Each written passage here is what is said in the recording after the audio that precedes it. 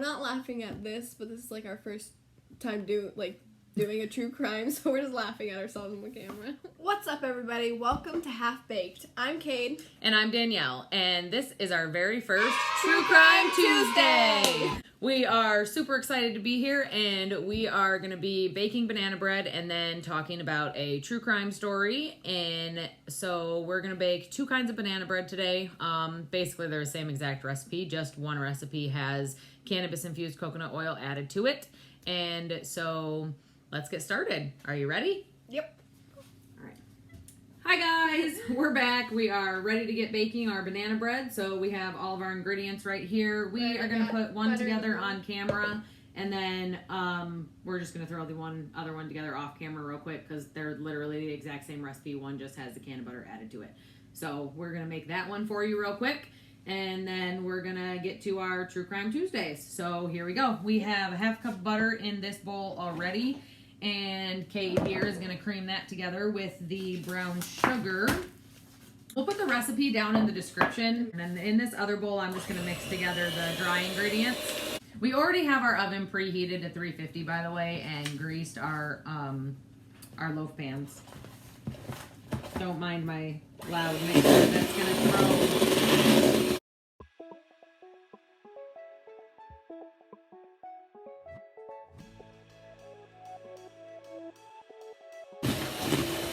Okay, now I'm going to add my egg to that and the mashed banana. And we're using duck eggs from our eggs. From our ducks. From our ducks, yes. And the banana can be added now too.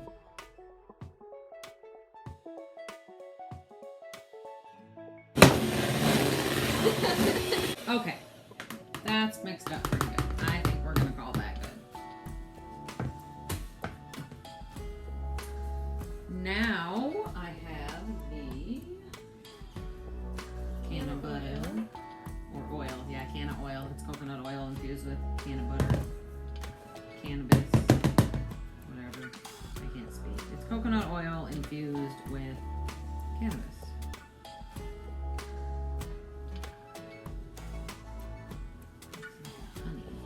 So now we can add the dry ingredients to this, and we mix this up until. Ooh, that's a strong smell though. Well, that's because I made that coconut oil strong.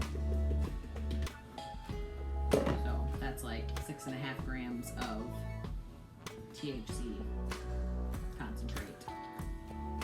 Cooked down into about a teaspoon of coconut oil. And it's going into 1 loaf of banana bread. Yep. Okay, well, this is ready to go in there now. So we are gonna dump it on in.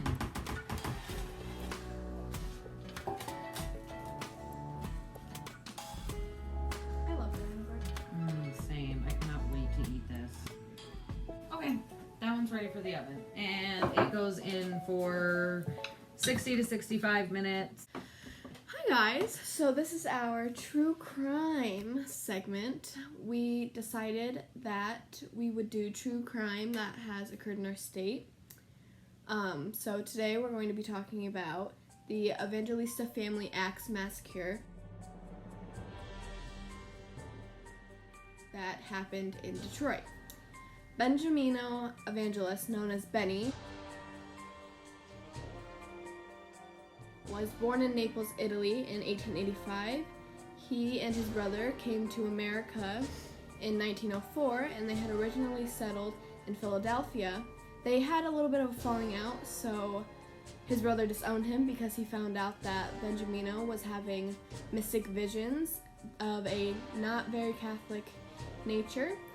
And so he sent Benjamino to York, Pennsylvania, and he got a job working with the railroad construction crew. While he was in York, he made a friend named Aloysius Angelino, who was also an immigrant from Naples. But then something struck in Angelino, and he attacked his family with an axe and killed 2 of his children. And Benjamino was so unsettled by this that he moved to Detroit. So once Benny moved to Detroit, he went to work as a carpenter and started putting his hand in real estate a little bit, got married, got settled into his new life, and then he invested his savings in real estate and eventually became a very prosperous realtor and a landlord. On the side, he started making money by selling herbs and hexes, doing spiritual dances and animal sacrifices, and he would charge as much as $10 for a psychic reading, which was as much as like 2 days' pay on the assembly line. That's crazy. So he was like making a killing off of people. He actually did quite well for himself. He bought a house and moved him and his wife and their 3 kids into a house on St. Aubin and Mack Street in Detroit.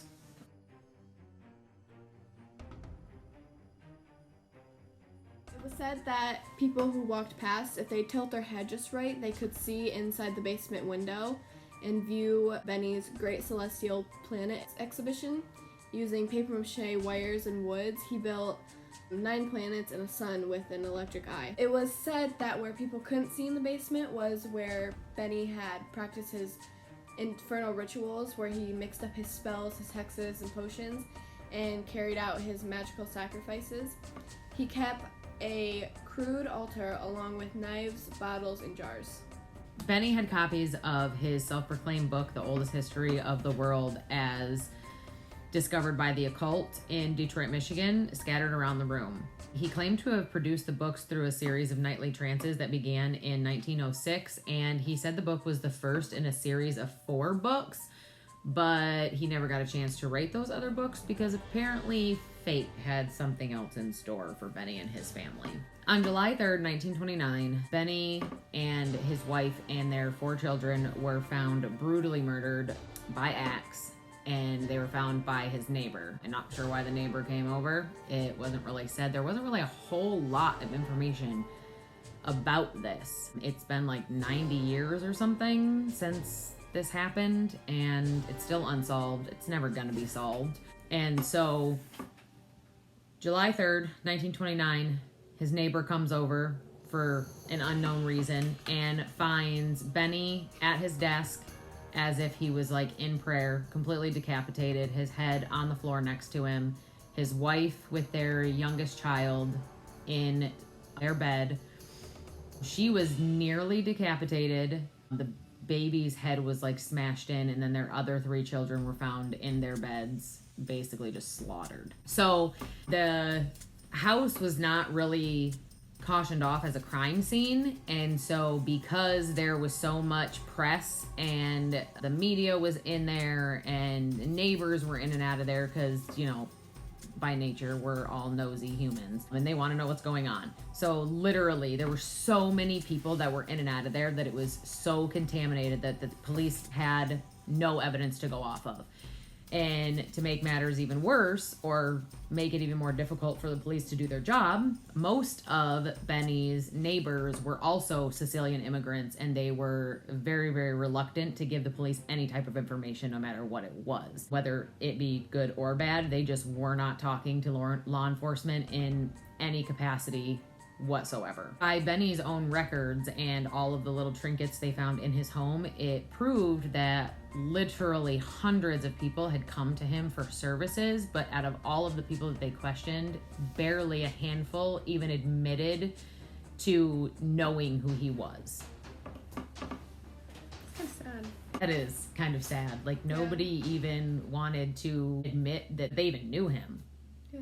They were just like, nope, I don't know who he is. I don't know his family. I don't know anything about him. Couldn't tell you. Nope, I don't know what to say. The police had very few clues, so they kind of just came up with theories. One of the theories revolved around notes that Benny had gotten, thinking that he had been threatened by the Black Hand, a criminal group who preyed on wealthy Italian immigrants. The most recent letter would have been 6 months old, and it said, quote, "This is your last chance," quote, well, it warned. But the problem with the Black Hand theory was that by 1929, it was an outdated, defunct enterprise that had long since evolved into a traditional mafia structure. crude extortions were like things of the past, dating back to the years before Prohibition became the law of the land. It would seem unlikely that Benny would take the notes seriously. Whoever was trying to get the money from him was obviously an amateur, not somebody who could have carried out this whole murder of the entire family. The second theory the police came up with is a little bit more plausible. A guy named Takeo, 42 years old, came and visited Benny the night before the murders. He was making the final payment on a house that Benny had sold him. When Takeo visited Benny the night before the murders, he brought with him his friend, a man by the name DePoli. Both men were brought in for questioning the next day when an axe, a keen-edged banana knife, and a suspiciously clean pair of work boots were found in the barn behind the house in where they were staying. So Takeo and DePoli claimed to know nothing about the murders. They said nothing unusual happened when they visited Benny the night before. They made the final payment on the house and went out to celebrate that night. They were no help to the police whatsoever. The media cast a lot of suspicion on Takeo at the time. They said that he knifed his brother-in-law to death in an argument 3 months prior to the Evangelista family massacre. And how he was able to not be prosecuted for that is still unclear, but it gave detectives enough to make him one of their prime suspects. But he was later let go because there was no physical evidence or anything to tie him to this, so they had no reason to hold him and keep him, and he died a few years later in 1934. For the last theory, in 1923, Benny's old friend Angelino, who murdered 2 of his children with an axe, somehow escaped from the Pennsylvania prison for the criminally insane, and where he was incarcerated, and he was never seen again. People, they have their own theories, like when he escaped, did he end up making his way to Detroit where his friend had set up an eerie basement? Is there any proof of this? Because nobody found any. People simply say that an evil spirit exacted retribution on Evangelista and his unwitting family. When he was finished, he disappeared, leaving a bloody fingerprint on the doorknob. Several years ago, the Evangelista's home on St. Albans Street was completely demolished. It's just an empty lot. People say it's haunted and they can hear screams. People say that they can also see a man walk around with a severed head. People question if these stories are true or the stories about it being haunted are true. So yeah, that's kind of like a really weird story. Happened in Detroit, Michigan, 1929. Whole family brutally murdered, just massacred with an axe, and the case was never solved. Whether that is because of, I don't really even know what it would be because of, but it literally said in one of the articles that I read online, it literally said that because there was so much media and civilian people like going in and out of the home, and it wasn't cautioned off as like a crime scene, that a lot of the evidence was lost. And then also with like the neighbors being unwilling to help even give any kind of a statement, did that play a part in them being able to solve this? If one of the neighbors would have talked to them, would they have gotten any information that would have been helpful? Who knows? Him dabbling in like the dark arts kind of, or witchcraft or whatever it was that he was doing, did that play a part in it? I'm going to talk about the Angelino theory because I feel like that's a logical theory though. Like if he escaped and he was never seen from again, like I don't, because how would he have known where Benny was? Because Benny didn't talk to him afterwards. But it wouldn't have been. It's not hard to find people. A quick Google search. In 1904? Yeah, okay. You mean in 29? That's when he was killed. I know, but I said a quick Google search in 1929. Well, that worked out. He escaped in 1923. Oh, true. So he could have spent that time looking for him because they were best friends on the railroad construction crew together, and then something snapped. This dude goes off the deep end, attacks his family, kills 2 of his children with an axe, gets locked up in a hospital for the criminally insane or something like that. And Benny like falls off the deep end and is like, hell no, I'm out of here, hightails it out of freaking York, Pennsylvania, and heads to Detroit, leaving his best friend there, never to be heard from again. And so this dude is like, fuck you, like, I thought we were best friends. So he, like, escapes and goes to find him. Like, Benny was, like, his best friend, so he could view that as, like, the ultimate act of betrayal. Like, his best friend turned his back on him. Right, I guess, but I don't know. Yeah, I mean, you never know. You're not gonna know. It's like 90 years unsolved, so... Or I think maybe Takeo could have done it, too, because they literally had an axe with them, and they had a knife. Well, it wasn't with them. It was in the barn behind their house, but, I mean... True, but because they could have just washed it off. Yeah. And, like, scrubbed really Well, hard. the police did find that unusually clean pair of work boots in the barn also, with the axe and the banana knife. Right. What's a banana knife? I don't know. We'll insert picture here. But I guess you never really know what happens, because they're all theories, so, like, you can make up your own theories, but who knows if it's gonna be right. Yeah, that's true. Because, I mean, there's not really a whole lot of information out there on this case. Everything that I seem to read seemed to have the same information. There was a couple different websites that had a little bit different information that the last one didn't have, and I was like, oh, that's interesting. But for the most part, everything seemed to have, like, the same information. Nothing seemed to have anything different. Nobody seemed to know really anything about, you know, what he was doing leading up to his death. I mean, he was at his desk looking like he was in prayer. So, I mean, he could have been, like, in the middle of praying before, you know, when he was killed. Either that or they put him like that. I was just gonna say, like, he could have been staged that way, too. So... But then they could have, like, taken, like, DNA off of the body, though. Like, they could Yeah, have, but like, back in 1929, I don't know that they were using DNA back then, because they also didn't get a match off that bloody fingerprint that they found on the doorknob either. True. So, because if that was the case, and they could have matched it to the Angelina guy and seen if it was a match. Or the Takeo guy. Yeah, they could have done that, but they didn't have anything to hold them or anything to lead to, like, a positive, yes, this is who it was. So. Or what if, like, this is gonna be, like, a weird thought, but, like, what if, like, you know, like, Angelino and the Takeo and the DePoli, what if, like, Angelino was getting information and then found out about Takeo and DePoli, and they would, like, send messages back and forth and, like, work together that way?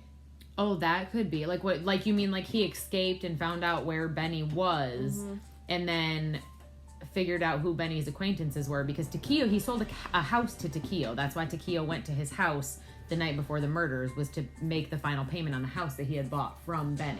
Yeah. Angelino, yeah, he could have, like, worked out this whole elaborate scheme in his head, and it could have included Takeo, DePoli, and Angelino. It could have included all of them. I think Takeo should have been in jail anyway. He should not have been let go because, I mean, he murdered his brother. Yeah, he literally knifed his brother-in-law to death. We have no idea this background on that. There was nothing on that. I'm not really sure what the whole story on that is. Not really sure. Because I think it's kind of sketchy that they were there for the night of the murders, but nothing, like, they didn't know anything. Yeah, know about the murders. Didn't it say that they went to go, like... They went out to celebrate. So they could have gotten, like, you know, drank a little too much, even though, you know, this was during, this said it was during the Prohibition, though, right? No, it wasn't during the Prohibition.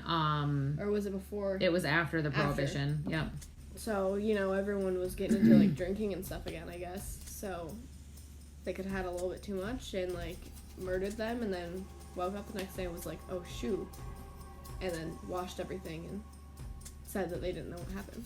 Yeah, that is true. We're not professionals. We're not detectives. We're not, you know, anything like that. We just like reading about... Yeah, we are not professionals whatsoever. So the articles that we got this from will be linked in the description if you do want to read more. So do not go off of what we say. Yeah, we are not professionals. We like to read about this stuff. We watch TV shows about true crime. Murder maps. We read about it on the internet. I, you know, watch other YouTubers that talk about, you know, true crime and stuff like that. So we're, like, not professional by any means. We just do this for fun. This is just fun for us. So, yeah. We will put the links to all of the websites that we got all of our information off of down in the description. So, comment down below the next state you want us to do, what other true crime stories you want us to talk about. because we need to get more ideas anyway. Another state you want us to do a series on, because we'll stick with Michigan for a minute. We'll do a few in Michigan, and then we'll probably move on to another state. Don't forget to like and subscribe. You can if you want to. I mean, it's your choice. You don't have to, but if you want to. Hopefully by the time we get this video up, we'll figure out how to not have our comments disabled, so you can leave a comment. We didn't realize our comments were disabled, and we don't know how to not disable them, so we're working on that. We're working on turning comments on, so hopefully they're on before we post this video. Have a good day, good night, wherever you are in this world, and don't forget, you are a beautiful human. Have a wonderful Tuesday, and we love ya. Bye. Bye.